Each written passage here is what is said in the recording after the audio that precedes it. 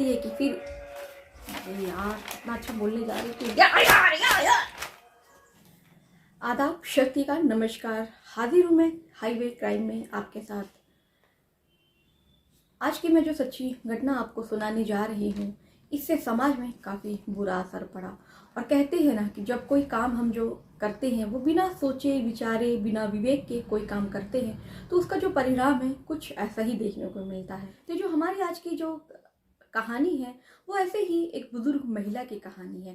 जो 60 वर्षीय महिला है, उसका नाम आशा देवी होता है और 21 वर्षीय युवक के प्रेम में कुछ ऐसा फंस जाती है कि फिर उससे बाहर नहीं निकल पाती है।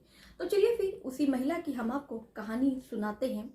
और अगर आपने मेरे चैनल को सब्सक्राइब नहीं किया तो चैनल को सब्सक्राइब करें ऐसी ही ताज़ा घटनाओं के लिए। तो की जो शुरुआत होती है वो राजधानी दिल्ली की उत्तर पूर्वी ज़िले में एक थाना लगता है नंदनगरी, जहाँ पे एक 60 वर्षीय महिला की बेड में लाश मिलती है। उसके बाद पुलिस जांच पड़ताल में लग जाती है और फिर जो वहाँ से खुलासा होता है, जो पुलिस के सामने जो बातें सामने आती हैं वो काफ़ी हैरान कर देने वाली और परेशान कर देने वाली होती हैं और उसका समाज में भी काफ़ी गंदा असर पड़ता है। तो चलिए फिर कहानी की शुरुआत करते हैं। जो कहानी की शुरुआत होती है उत्तर प्रदेश में एक ज़िला है अलीगढ़। अलीगढ़ से कहानी की शुरुआत होती है। अलीगढ़ में एक देवेंद्र नाम का लड़का रहता है जिसकी उम्र 21 साल की होती है।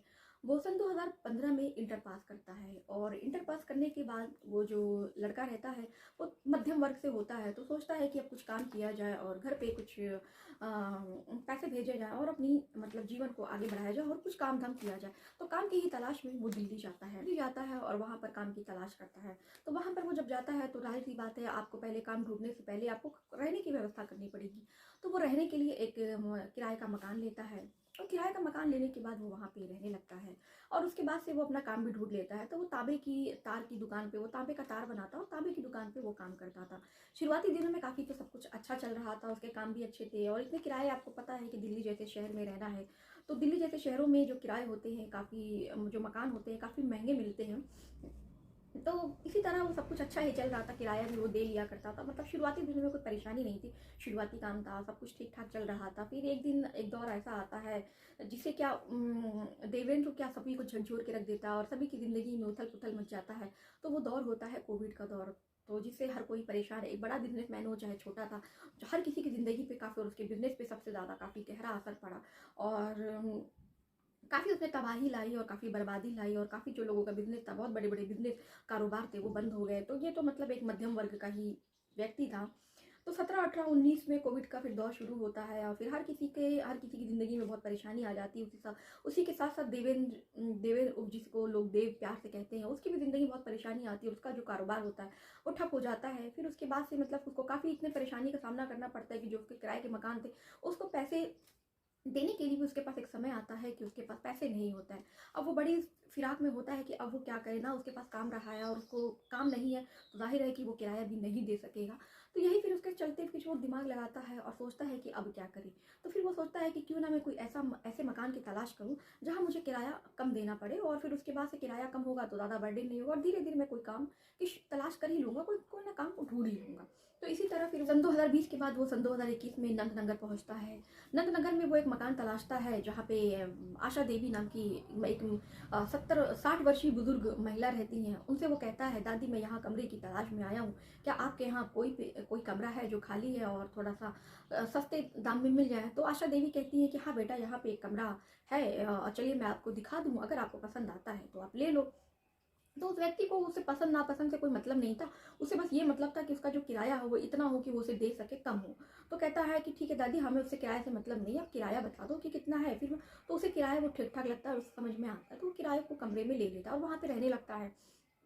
तो शुरुआती दिन में जो मकान मालकिन होती हैं वो नीचे रहती हैं और जो किराएदार रहता है वो ऊपर के मकान में रहता है। तो उन दिनों शुरुआती दिनों में काफ़ी सब कुछ अच्छा चल रहा होता है और जो किराएदार और जो शुरुआती दौर में जो किराएदार का और मालकिन का और किराएदार का जो रिश्ता होता है वो एक किराएदार, शुरुआती दिनों में किराएदार और मालकिन का रिश्ता होता है। सब कुछ ठीक ही चल रहा था। फिर अचानक फिर दोनों में जो किराएदार है और मकान मालकिन है उन दोनों में नज़दीकियाँ काफ़ी बढ़ने लगती हैं।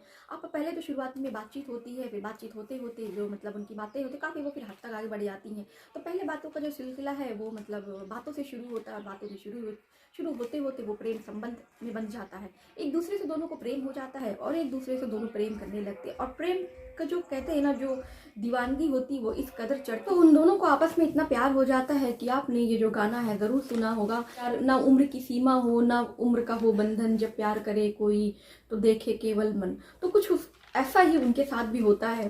60 वर्षीय जो बुजुर्ग महिला होती है और जो 21 वर्षीय युवक होता है, उन दोनों को आपस में इतना प्यार हो जाता है, एक दूसरे से इतनी मोहब्बत हो जाती है कि ना कोई उम्र की सीमा रहती है ना कोई बंधन होता है।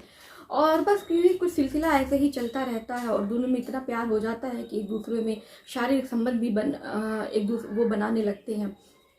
और फिर होता कुछ ऐसा है कि फिर जब भी वो मौका पाता, जो उनका किराएदार था वो मकान मालकिन से शारीरिक संबंध बनाता और कुछ ऐसा ही बस काफ़ी दिनों तक चलता रहा और एक दूसरे के प्रेम प्रसंग में वो डूबे रहे। तो लेकिन कहते हैं ना कि ये तो अभी शुरुआत थी और कहते हैं ना कि होने को बहुत कुछ हो जाता है। कहते जब एक प्रेमी जो आपस में प्रेम करते हैं तो दीवारें भी कुछ ना कुछ ज़रूर आती हैं। तो उनके साथ भी कुछ ऐसा ही होता है। 60 वर्षीय जो आशा देवी हैं और जो 21 वर्षीय देवेंद्र जो नाम का व्यक्ति है, वो प्यार में इतना डूब जाता है कि फिर 2 वर्ष इसी तरह उन दोनों का गुजर जाता है। और फिर एक वक्त ऐसा भी आता है क्योंकि वो जो देवेंद्र था कहीं ना कहीं उसकी मजबूरी ये भी थी कि उसके पास किराए देने के लिए पैसे भी नहीं थे। तो ऑफकोर्स उसे पता था कि अगर इनसे मेरा प्रेम संबंध हो जाएगा तो ये जो मकान मालकिन है वो हमसे किराया भी नहीं लेंगी। तो होता कुछ ऐसा ही है कि वो जो मकान मालकिन थी उनसे किराया लेना बंद कर देती हैं, क्योंकि कोई अपने प्रेमी से कैसे किराया ले सकता है। और काफ़ी मतलब आर्थिक मदद भी वो उनकी वो लड़के की किया करती थी। सब कुछ सही चल रहा था। फिर एक दिन ऐसा होता है कि एक लड़की आती है मकान मालकिन की, जाहिर है कि वो कमरे उठाती थी, किराए पे कमरे देती। तो एक लड़की आती है, वो कमरे किराए पे कमरा लेती है और फिर कमरा लेने के बाद वो वहाँ रहने लगती है। रहने के बाद जब वो छत पे जाती टहलने तो वहाँ पे कभी कभी देवेंद्र जाया करता था छत पे टहलने। तो वहाँ फिर उन दोनों की मुलाकात होती है और दोनों एक दूसरे को देखते हैं। और जो वो महिला रहती है, वो जो लड़की रहती है, उसी की हम उम्र रहती है। उसकी उम्र भी जो होती है वो 21 वर्ष की होती है। तो देखते देखते फिर दोनों आपस में जब भी मौका मिलता है एक दूसरे छत पे जाते, बातचीत करते। बातचीत का सिलसिला बस जैसे आशा देवी के साथ था उसके साथ भी शुरुआती दिनों में कुछ ऐसा ही रहता है। फिर और वो जो लड़की होती है 21 वर्षीय, वो काफ़ी खूबसूरत होती है और फिर देवेंद्र को धीरे धीरे उससे भी मोह आने लगता है और वो भी उसको धीरे धीरे अच्छी लगने लगती है। और धीरे धीरे जो लड़की होती है इसको भी देवेंद्र बहुत अच्छा लगने लगता है। और उसने फिर पूछा कि देवेंद्र आप करते क्या हो। तो वो जो देवेंद्र होता है वो ये नहीं बताता है कि मैं ताबे की दुकान पे काम करता हूँ, बल्कि वो बताता है उससे कि मैं एक सीबीआई ऑफिसर हूँ, लेकिन ये जो तुम बात है ना वो किसी को बताना नहीं। तो लड़की भी बोलती है ठीक है, मैं किसी को बताऊंगी नहीं। तो इस तरह वो भी समझती है कि हाँ ये एक ऑफिसर है। बल्कि वो लड़की कहती है कि मेरा एक भाई है और अगर आप कुछ हो सके तो कहीं उसकी सरकारी नौकरी लगवा दीजिए। तो लड़का कहता है ठीक है, अगर मैं कहीं देखूंगा, अगर कुछ सही सपाट मुझको मौका मिलेगा तो मैं तुम्हारे भाई की नौकरी लगवा दूंगा। तो धीरे धीरे कुछ सब कुछ ऐसा चलता है। एक तरफ वो मकान मालकिन को, जिसको कहते हैं ना डेट करता है, प्रेम प्रसंग जाल में फंसाया था, और उधर उस लड़की के भी प्रेम प्रसंग में दोनों का एक दूसरे के साथ प्रेम प्रसंग होता है। फिर देखते ही देखते उस लड़की के साथ भी उसके शारीरिक संबंध बनने लगते हैं और लड़का भी कहीं ना कहीं हद से ज़्यादा उसको बिल्कुल मोह जाता है। और यहाँ तक कि फिर ये होता है कि लड़के एक दूसरे से शादी करने को तैयार हो जाते हैं। लड़की ने फिर उस देवेंद्र कुमार से वो बोलती है कि मैं आपसे शादी करना चाहती हूँ, हमारे रिश्ते को इतने साल हो गए और क्यों ना इसको एक नाम दे दिया जाए। तो लड़का बोलता है कि हाँ ठीक भी है, हम तुम्हें बहुत पसंद करते हैं और तुम्हारे साथ भी पूरा जीवन बिताना चाहेंगे।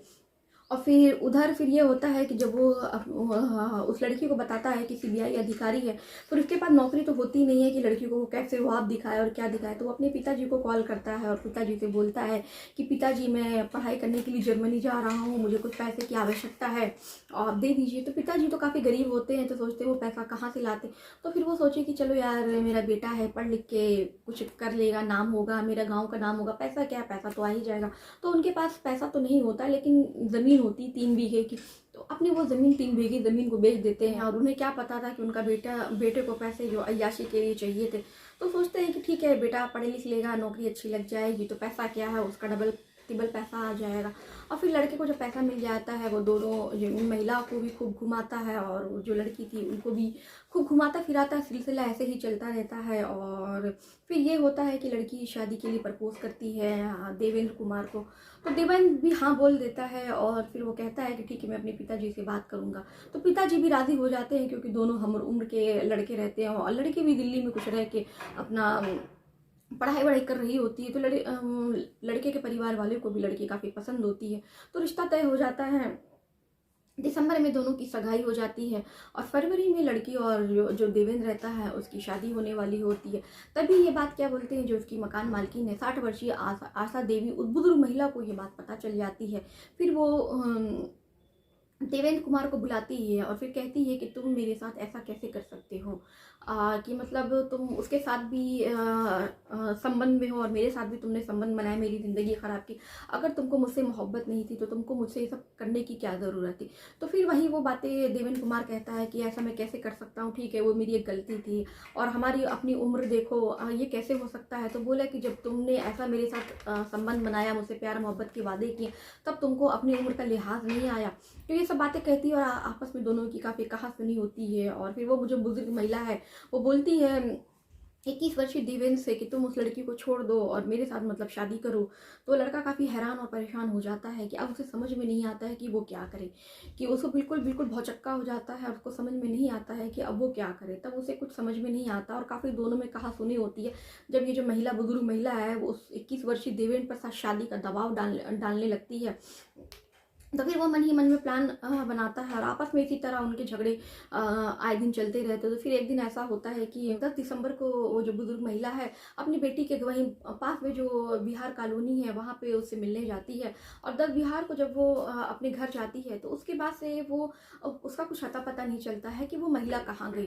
तो जब काफ़ी दिन बीत जाता है तो उनके दामाद और बेटी काफ़ी उनको खोजते हैं और उनको परेशान रहते हैं। जब वो उनको कहीं नहीं मिलती है और हर जगह फ़ोन करते हैं रिश्तेदारों में कि कहीं मतलब माता जी आपके पास तो नहीं आई हैं, तो कहीं से कुछ खोज खबर नहीं मिलती है। तो फिर उनको समझ में नहीं आता है। तो फिर वो 13 दिसंबर सुबह 11 बजे 13 दिसंबर सुबह 11 बजे वो नंदनगर थाने में जाते हैं और वहाँ पे रिपोर्ट लिखाते हैं गुमशुदगी की और बताते हैं कि ऐसा ऐसा माजरा है। और 10 दिसंबर को वो मेरे घर आई थी बिहार कॉलोनी में और हमसे मिलने और क्या बोलते के बाद वो निकली अपने घर जाने के लिए, लेकिन उसके बाद वो अपने घर नहीं पहुँची। और हमने रिश्तेदारों में भी काफ़ी लोगों को कॉल किया लेकिन कहीं पता नहीं चला कि वो कहाँ गई। तो फिर पुलिस भी गुमशुदगी की रिपोर्ट दर्ज करती है और उनको तलाशने में जुट जाती है। तो काफ़ी तलाशा जाता है। तो उसके बाद 15 फिर तलाश एक तरफ तलाश जारी थी और फिर 15 दिसंबर को घर से मतलब काफ़ी बदबू आने लगती है। और तो घर मोहल्ले वाले भी पास पड़ोस बिल्कुल परेशान हो जाते हैं बदबू कहाँ से आ रही, लेकिन किसी को समझ में नहीं आ रहा था कि बदबू कहाँ से आ रही है। घर में वो जो लड़की रहती है वो भी मतलब बताती है कि जो उनके मतलब दामाद होते हैं कि वो कॉल करके उन जो आशा देवी उनके दामाद को कॉल करके बोलती है कि घर से पता नहीं कि बहुत अजीब बदबू आ रही है।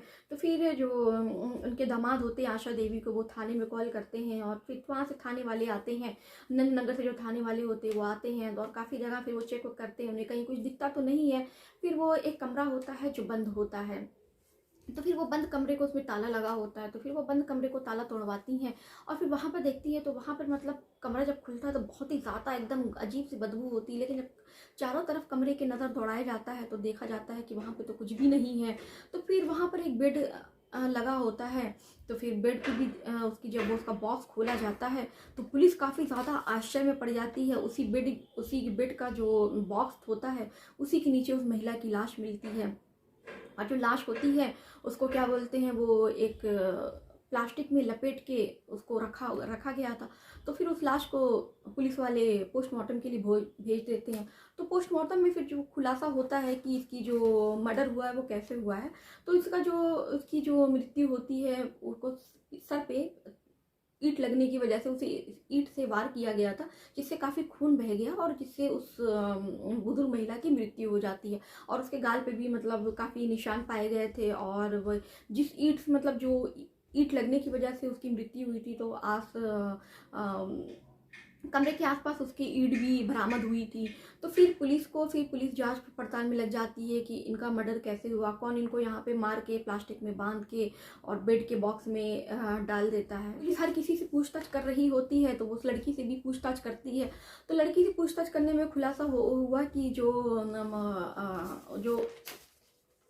उसका जो एक किराएदार था देवेंद्र उफ देव, वो जब से मतलब आशा देवी गायब है तब से वो भी गायब है और कहाँ है, और मेरा मेरा कॉल भी उठा रहा है। हम दोनों की मंगनी हुई है और वो मेरा मतलब मंगेतर है, और काफ़ी दिन से वो मेरा फ़ोन नहीं उठा रहा है। बोल के गया था कि मैं गाँव जा रहा हूँ और कुछ उसका आता पता नहीं, मैं फ़ोन भी करती हूँ तो उठाता नहीं है।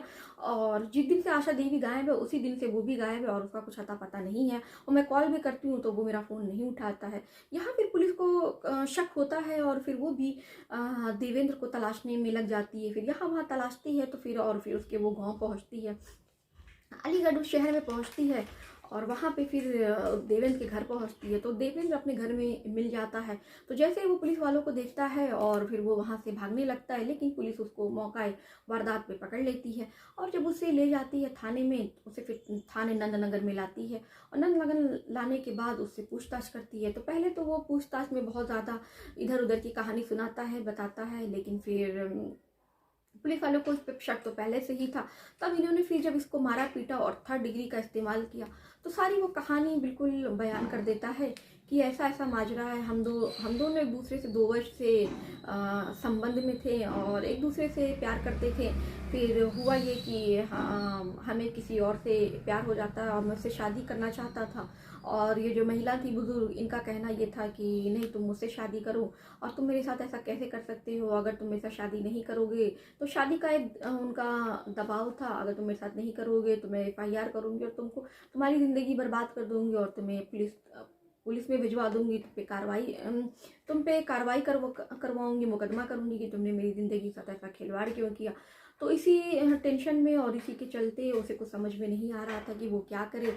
ऐसे ही फिर एक दिन वो आशा देवी से मिलने जाता है और वहीं पर कहासुनी होती है, और फिर कहासुनी इतनी बढ़ जाती है कि वो काफ़ी आक्रोश में आ जाता है, और वो उन पर ईंट मारता है, जिससे उनको काफ़ी गहरी चोट आती है। तो जब उन्हें ईंट लग जाए तो सोचा कि यही ने मौका है, क्यों ना मैं इन्हें मार दूँ।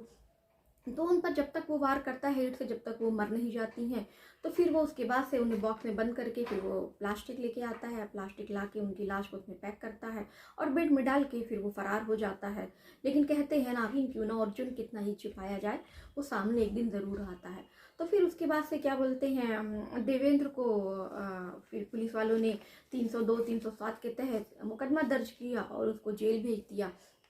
और वो जो लड़की थी उसकी जिससे मंगनी हुई थी, वो भी काफ़ी ज़्यादा मतलब आश्चर्य थी ये जान के, और कि मतलब, और उसके बाद जो उनके दामाद और बेटी थी उनको भी यकीन नहीं हो रहा था, किसी को भी ये बातें विश्वास करने लायक नहीं थी कि मतलब एक 60 वर्षीय महिला का मतलब किसी के साथ इतना प्रेम प्रसंग हो गया और कि शारीरिक संबंध भी था उनके साथ, उनको भी विश्वास नहीं हो रहा था कि मेरी माता जी ऐसा कैसे कर सकती हैं। तो कहीं ना कहीं ये जो घटना घटी समाज पे उसका काफ़ी बुरा प्रभाव पड़ा, और इसीलिए लोगों ने कहा है ना कि कुछ भी करने से पहले और सोचने से पहले एक बार ज़रूर सोचना चाहिए कि क्या सही है क्या नहीं, क्योंकि भगवान ने अगर हमें विवेक दिया है तो इसीलिए दिया है कि कोई काम करने से पहले हम 1000 बार सोचें कि ये कितना सही है और इसका क्या असर होगा समाज पे, हमारी ज़िंदगी पे। तो कहीं ना कहीं जब हम कुछ सोचते विचारते नहीं हैं तो ऐसे ही घटनाएं समाज में जन्म लेती हैं जो हमें आपको सोचने पर मजबूर कर देती हैं। तो ये घटना सुनाने का उद्देश्य हमारा आपको परेशान करना या विचलित करना नहीं था। इस समाज को सुनाने का, इस कहानी को सुनाने का तात्पर्य यही था कि आप इससे रूबरू हो और सोचे समझे कि आप ज़िंदगी में कोई भी काम करें, कोई भी चीज़ें करें, उस पर सोचे विचारे ये कितना सही है कितना नहीं। और कहते हैं कुछ घटनाएं हमारे कारणों ही घटित होती हैं। अगर आशा देवी ने उस 21 वर्षीय युवक के प्यार में वो नहीं पड़ती तो शायद आज वो जीवित होती, और वो युवक भी जो था वो पैसे के लालच में और अपने हवस में 60 वर्षीय महिला से संबंध न बनाता तो शायद आज वो उसको भी जेल ना हुई होती। तो कहना तो दोस्तों, आपको ये कहानी कैसी लगी हमें कमेंट में ज़रूर करके बताइएगा, और आपकी कोई भी राय होगी तो उसको भी ज़रूर बताइएगा।